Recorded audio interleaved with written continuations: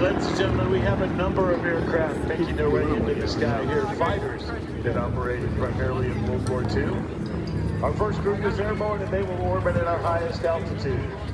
If you don't want to Our next altitude goes below that. The group will be departing here momentarily. Now as we watch the aircraft up above, the lead aircraft, the first one you saw depart was the F-4U Corsair. The Goodyear FG-1D Corsair was a variant of the famous F-4U Corsair fighter plane. The Corsair, known for its distinctive bent wing, as you see it fly overhead. The bent wing design of the Constellation was a prominent fighter in World War II. That equals T-51. In both air-to-air combat and Corsair support roles. The Corsair's effectiveness earned it the nickname Whistling Death from the Japanese, due to the sound it makes.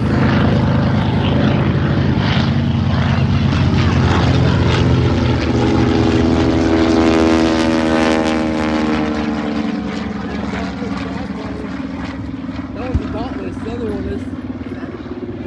This middle one is the P-51.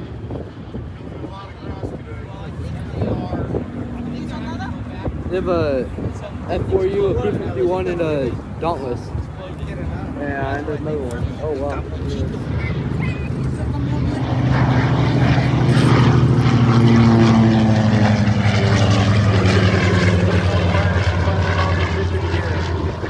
Dauntless is the one that Bush represents during World War II. The Corsair proved more than a match for the Japanese Zero and other advanced Japanese fighters. The Corsair achieved an impressive 11-to-1 victory ratio against Japanese aircraft. They also excelled in ground attack role and were heavily employed with Corsair support during the Pacific Island campaign.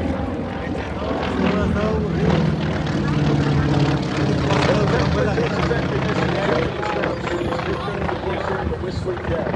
The distinctive whistling was caused by the airflow over the Corsair's leading edge oil coolers. And later during the Korean War, the U.S. Navy and Marine Corps used the plane almost exclusively in attack mode. What a beautiful example of the flight overhead. Let's talk a little bit. Here comes the P-51, Dad. The North American P-51 Mustang. One of the most iconic aircraft that you'll see from World War II. You see this silver aircraft above, with the black and white invasion stripes as it begins its left turn. Oh, come on. I just lost focus. I was trying to take a picture of the P-51. Over 15,000 Mustangs were produced in two factories in Inglewood, California, as well as the D model and C model were built in Dallas, Texas for North America.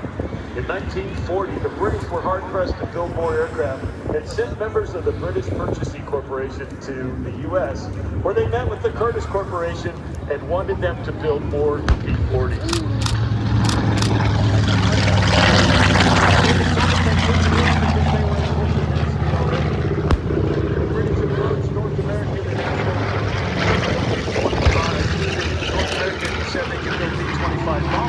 Convert their factory for them. The British said no, fighters. The Americans said, yeah, that's all right, we'd like you to look at it. And this, ladies and gentlemen, is just 100 that conversation with the design to a flying prototype. In fact, it could have happened sooner, but they had to wait on the Allison D-12 motor to be delivered from Detroit, Michigan, and the airplane prototype flew on the 120th day. 102 days, instead of 120 and 78,000 man-hours. Here comes the P-51 again, Dad. Given its designation P-51, but the British were the ones that named it the Mustang. Initially, the U.S. Army Air Corps was not interested in this aircraft at all. It had the Allison D-12 engine in it, and it had lackluster performance above 15,000 feet. The British also had the Super Marine Spitfire.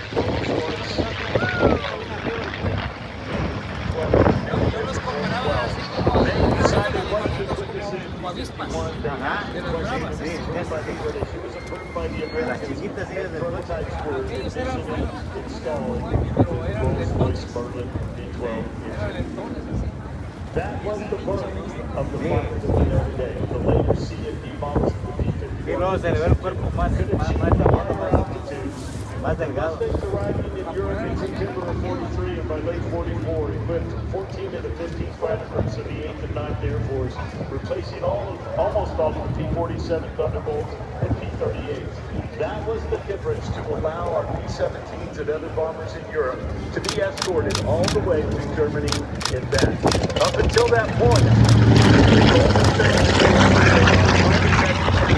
and the Germans do it, and then play on the fighter side and just kept making along the border. Aircraft that turned the air war in Europe and credit with the air superiority and victory. Ladies and gentlemen, it is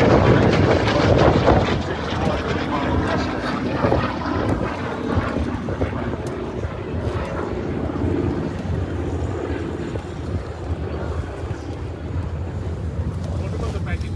Inside the pack.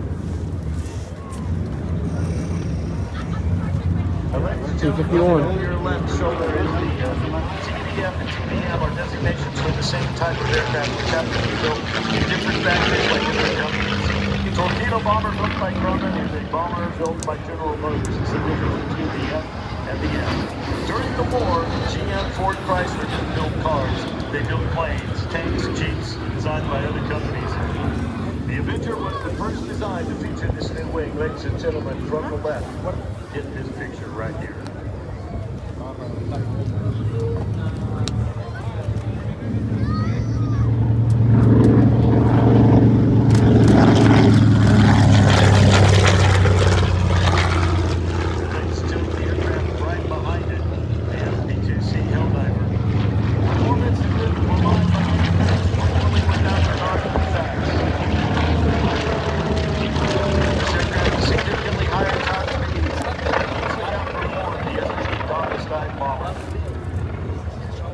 Its cruising speed was only 2 miles per hour slower than the F-6F Hellcat, and only the F-4U Corsair that we talked about in the contemporary carriers superior speed. These two aircraft just combined, now circling behind you to watch as they lower the gear and set themselves up to land.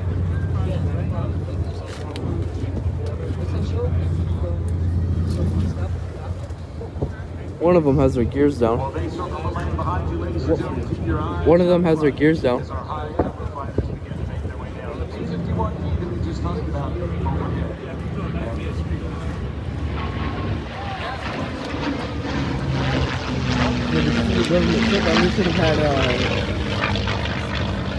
They should have had like barnstormers come out and do something. Yeah. Do some crazy stunts. Or Red Bull. I want to see Red Bull do something. And we haven't talked about the third aircraft. We've only seen them at so far in Huntington, front they of you didn't there, use a ladies and plane, they used a gentlemen. helicopter. Single-engine carrier-based fighter aircraft introduced late in World War II. The Grumman F-8F Bearcat served during the mid-20th century I can't hear in the what United States Navy. It replaced the F-Celestin, F-4F Wildcat, the F-6F Hellcat. The climb rate was an important design factor. In 1946, the F-8F set a climb record of over 6,000 feet per minute and held this record until it was broken on the jet fighter in 1976.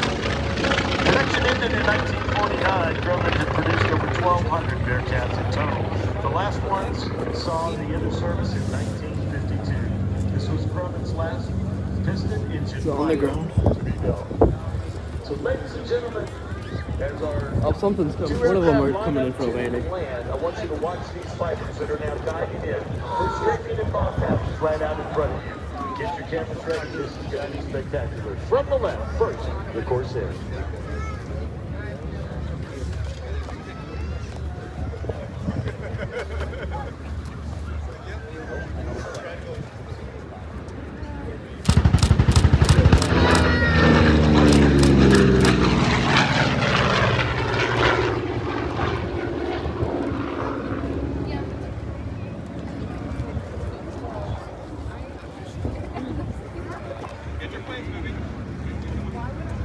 Oh wow.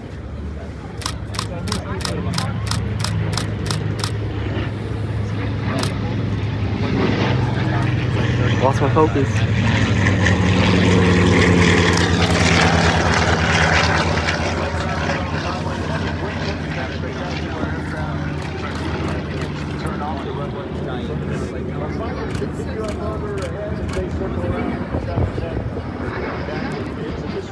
coffee pattern momentarily.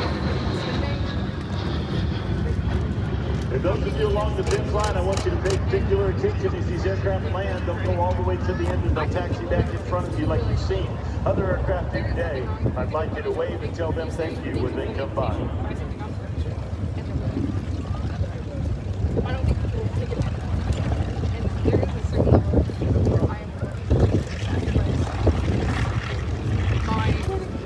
Enjoyment. No. Wrong. No people are going to be there.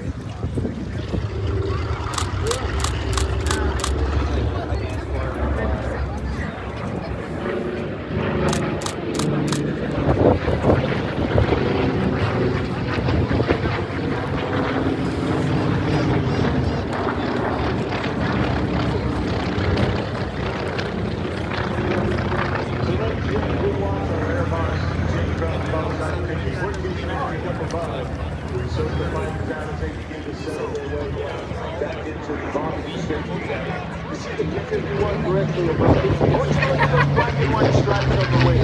The offensive stripes in the aftercare were on all allied aircraft during mixed invasions such as D-Day and other large invasions. Now, the stripes you see on this aircraft are really nice and straight and pretty.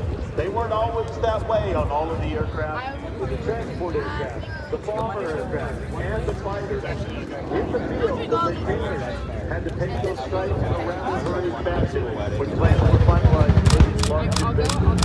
They would paint those stripes with spots and blurs, and sometimes the lines were straight. Sometimes they had straw and a shirt in the paint, but it looked really pretty on the airplane I see today. But they served the purpose. It was a quick identification for all ground forces so they could quickly differentiate between allies, friends, and foes. Now, ladies and gentlemen, look here from the left. Here is the F-14 Corsair. Understated all ground from the left.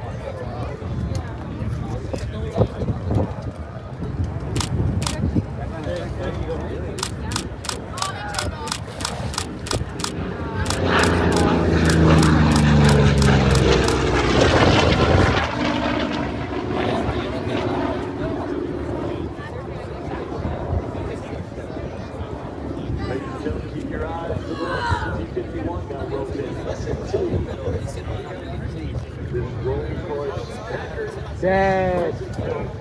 12 inches.